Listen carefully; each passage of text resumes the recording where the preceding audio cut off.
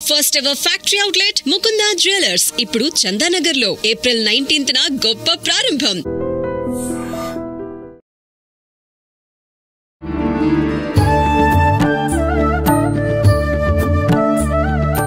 నమస్కారం, welcome to I dream. ధర్మ మార్గం విత్ విజిత కార్యక్రమానికి స్వాగతం.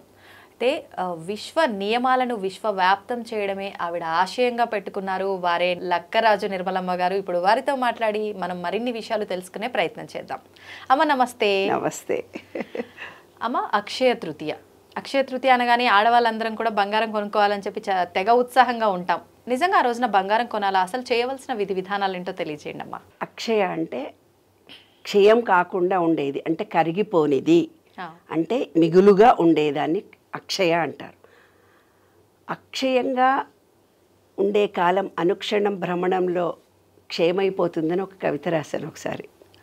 అనుక్షణం భ్రమణంలో క్షణం అనుభవం కోసం నిరీక్షించే జీవితం విచిత్రం అని. ప్రతిదీ క్షణమే అనుభవించేది. మనం అనుభవించేది పాస్ అయ్యావు ఒక క్షణమే ఆనందం, ఇల్లు కట్టుకున్నావు ఒక క్షణమే ఆనందం, భార్యాభర్తల కలయిక సెక్స్ ఒక క్షణమే ఆనందం, యుఎస్ వెళ్ళాము ఆనందం, ఏదో ₹1,00,00,000 వచ్చాయి క్షణమే ఆనందం, ఇల్లు కట్టుకున్నాం. అలా ప్రతిదీ కూడా క్షణమే. కానీ అక్షయంగా నిలబడే కాలం అనేది అక్షయంగా ఉంటుంది అనేది దాని భావన. అక్షయము అంటే అక్షయ తృతీయ అంటే విశ్వ నియమాలను అనుసరించి మన శరీరంలో పంచభూతాలు ఉన్నాయి, ఈ విశ్వంలో పంచభూతాలు ఉన్నాయి.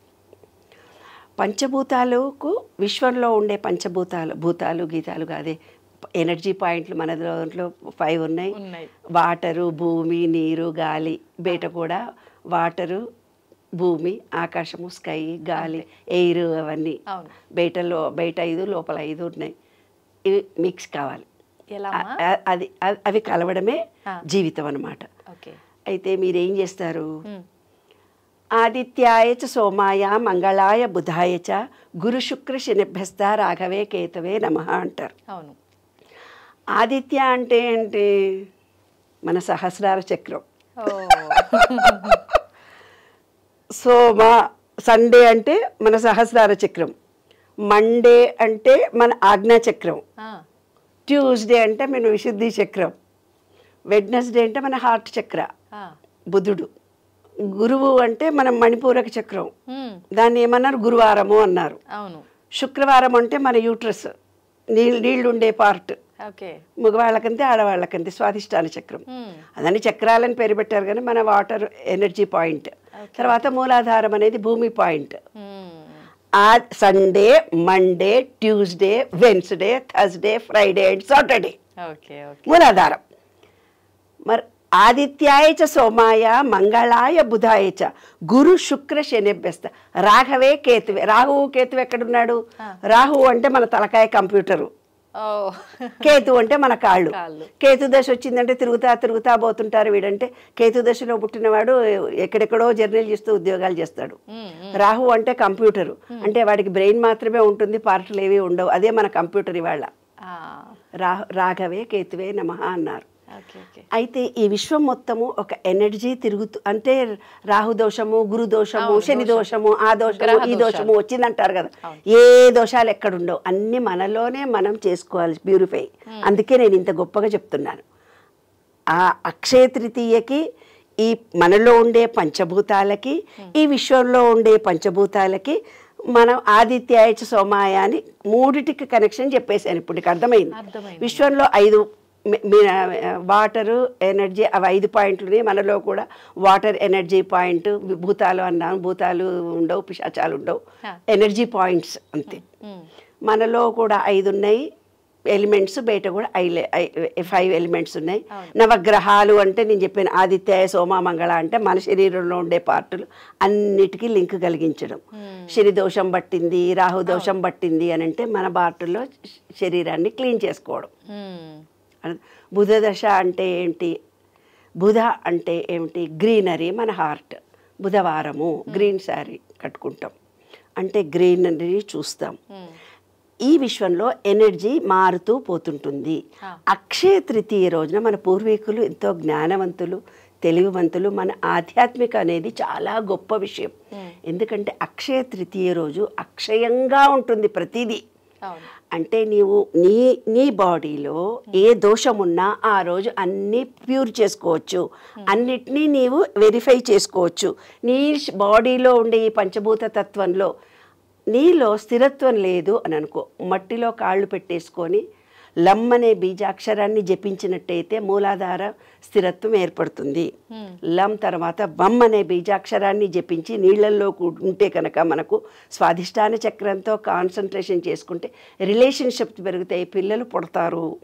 తర్వాత అందరితో అనుబంధము, సెక్స్ పరమైన కోరికలు మంచిగా ఉంటాయి. శుక్రుడు ఉంటే మంచి మంచి చీరలు కట్టుకొని తిరుగుతూ ఉండి రోజు ఫోటోలు దిగుతారు, వీడియోలో ఉంటారు. అలా శుక్రమార్గదశ బాగా ఉన్న రోజు, అది కొంచెం వీక్గా ఉన్నవాళ్ళు.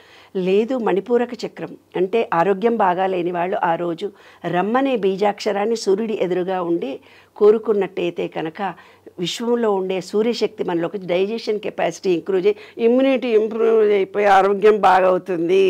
అనాహత చక్రంలో ఉండి నేను నాది అని ఎవరు లవ్ లేదు, నాకు ప్రేమ లేదు, అందరితో లోన్లీగా ఉన్నా, నేను బాధపడుతున్నాను అంటారు కదా, వాళ్ళ విశ్వంలోకి వెళ్ళి అంత విశ్వ చైతన్యాన్ని నేను పొందుతున్నాను.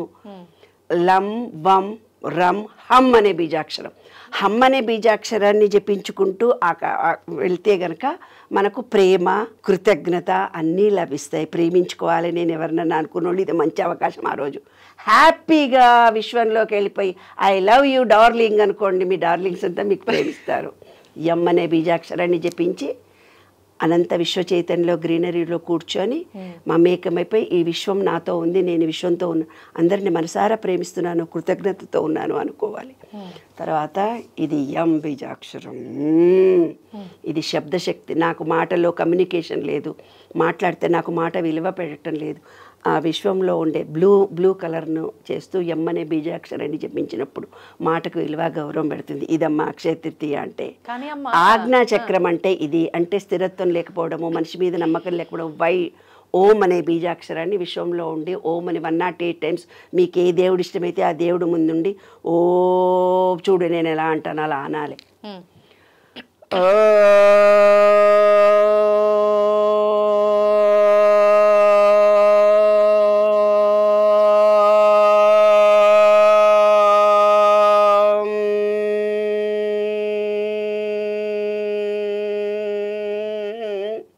ఆపుకోవడం ఎంతసేపు చేస్తావో నువ్వు, ఆ ఓం అనే వైబ్రేషన్తో అనంత విశ్వ చైతన్య శక్తి నీలోకి ప్రవేశించి పంచేంద్రియాలన్నీ ప్యూరిఫై అవుతాయి. మాటలు రాని వాళ్లకు మాటలు వస్తాయి, బాడీలో మన చక్రాలన్నీ యాక్టివేట్ అవుతాయి, చూపులో మార్పు కలుగుతుంది, మాటలో మార్పు కలుగుతుంది, వాసనలో నోస్లో సైనసెస్ లాంటివి ఉంటే పోతాయి, ఇయర్ ప్రాబ్లమ్స్ పోతాయి.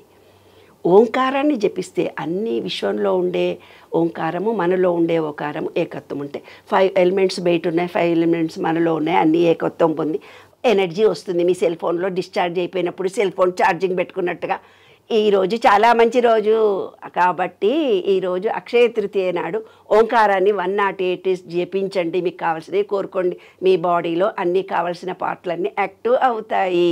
కానీ అమ్మ బంగారం కొనడం ఇదంతా అంటుంటారు కదా, మరి అదంతా బంగారము అనేది ఎనర్జీ. ఏమ్మా మీ బాడీనే మీకు సరిగ్గా లేదు ఆరోగ్యం, మీ మనసే సరిగ్గా లేదు, ఎవడో ఇబ్బంది పెడుతున్నాడు, ఇవి ముఖ్యమా అవి ముఖ్యమా? డబ్బు కూడా మనకు కావాలి, కానీ ఆడవాళ్ళకి లేదు. నాకు చాలా ఇష్టం, నాకు కూడా ఇష్టం, అమ్మో డబ్బు అంటే కూడా నాకు చాలా ఇష్టం.